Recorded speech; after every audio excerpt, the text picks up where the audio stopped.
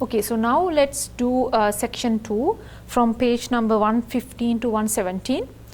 So what you can see here, you can see a small compass, and then you can see this red part, red side, and this you can see the red side of this compass, and then the compass is always pointed to the magnetic north pole. So according to this one, you can see it's pointed to this way, so it's always pointed to the magnetic north pole. Okay, and then I'm going to do something interesting. So here you can see we have a so let's say here we have a permanent magnet, and now we already know this is north pole, this is south pole. And then what I'm going to do, I'm going to find the direction of the magnetic field at each points A, B, C, D, and E. So basically what I need to do, so I'm going to keep this compass here like this, and then I need to mark this red pointer here. So here it is, and then let's remove this and then connect these 2 points. So here's the direction. And let's do the same thing at B. So here's the direction, and it is like this. And the main important thing is when you draw the arrows, think about the magnitude. I already told you how you can get an idea about the magnitude. For example, this point is closer to the north pole than D. Therefore, the strength of the magnetic field at B should be larger than strength of the magnetic field at D. Okay, so basically you have to check the distance. So I already explained that one. And then let's check what happened in C. So here it is, and I marked this point, and then I need to draw like this. Okay, so I'm not going to do for all the parts, but you need to do it. So D, it's like this, and then now you can mark the direction of the magnetic field at D, and here it is E. Okay, so now basically the other important thing is, so if you don't know the poles, of the permanent magnet, how you can identify it using the compass, it's very easy. You can see like this. If you keep like this, this is this red part is the north. Okay, and then you can see it's repelling with this part, so that means this should be a north, right? So let me switch this permanent magnet. So we are assuming we don't know the poles of the permanent magnet, and we are trying to find it.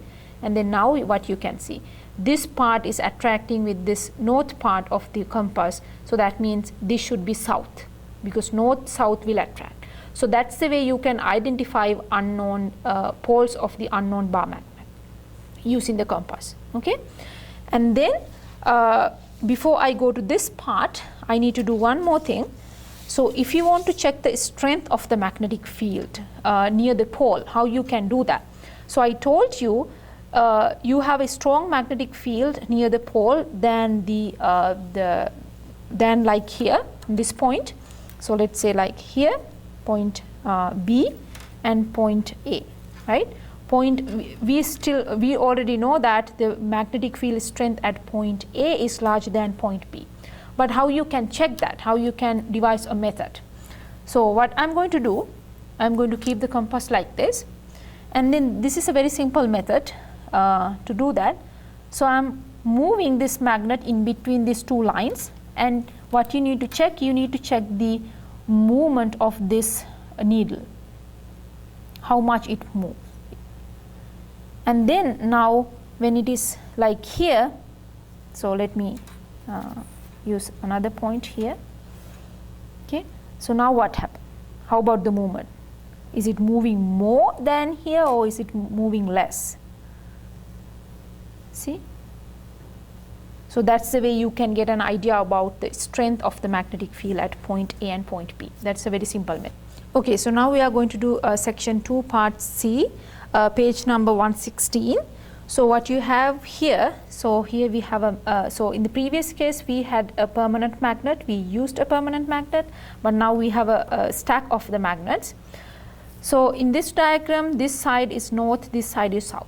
Okay, If you have a permanent magnet, you know which side is north, which side is south, because red is north, blue is south. But now this is the black, you don't know, we cannot see colors here, it's only black. So therefore, first thing we need to do is we have to identify which is north, which is south. So how you can do that? You can do it using the permanent magnet, because this is now south, we know the blue is south.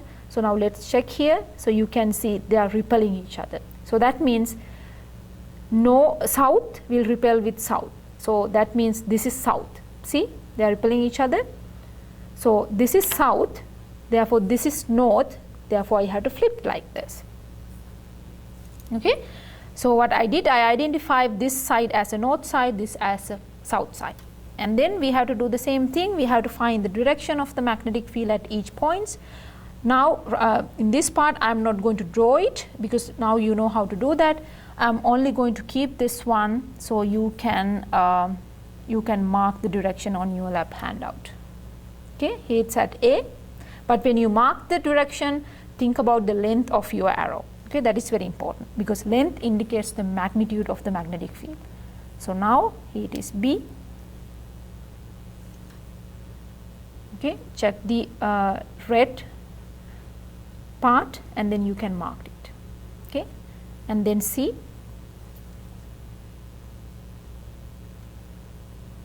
and then D, E, that's the last point. Okay, so basically you can draw the direction of the magnetic field at each point. And then the last part is this one. So here's the page number 117. So what you have here, so again, so we identified this side as the north. Okay, this is north, this is south. Now what I am going to do, I am going to disconnect this one. I am going to break this whole stack into two parts, so like this, and then I need to check the magnetic field direction at each point due to this stack, due to this part, and due to this part, and what is the magnetic field at each point due to whole stack, like this. Okay, so let's do it one by one. So I'm going to I'm keeping this part first like this, and then let's check the magnetic field direction at each point. Okay, so now you have to mark. So let me do one example. Okay, but you have to do for all the points. So here I marked it, and then let me draw, let me use a different color, blue, because let's say this part is blue.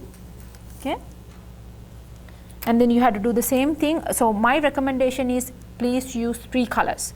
So this part you can use one color for this part, and for this part you can use another color, and for the whole part you can use the third color. Okay, so in my case I used blue for this part. So here you can see the blue arrow, and then here you have to mark the direction of the magnetic field at this point, point B, same as A, and then this is C,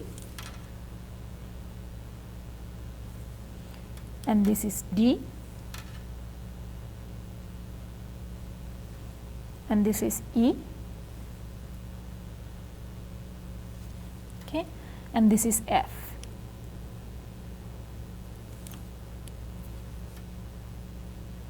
Okay, so then now I am going to use the other part, this part. Okay, and let me use a second color, red. Okay, and then we have to do the same thing here. I'm going to keep this one here, and then let me do only for this point. I'm marking the direction, and then here is the field. So you can see my blue arrow is larger than the red arrow, because when you draw the arrows you have to think about the magnitude. What is the distance between the pole and the point? So here it's A, and for B you have to do that. Here it's B, and here it's a C, and here's D, So basically you have to mark the direction like this. And here it's E.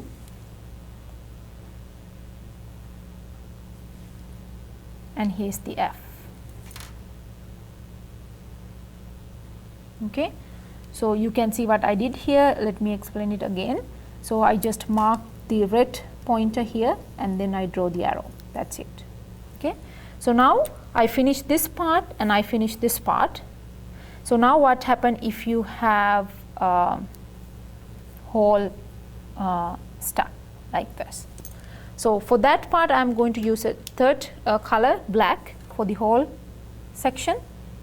Okay, and then I am going to keep the compass again here, and then what you are supposed to do, you have to mark the end of the point like this, end of the red arrow this way, same as the previous two, like this, and then draw the arrow like this, and then you can do the same thing here, B. Okay, marked it, and then C,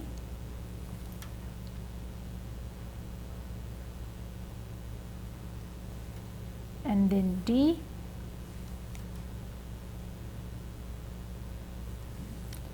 and last point is E.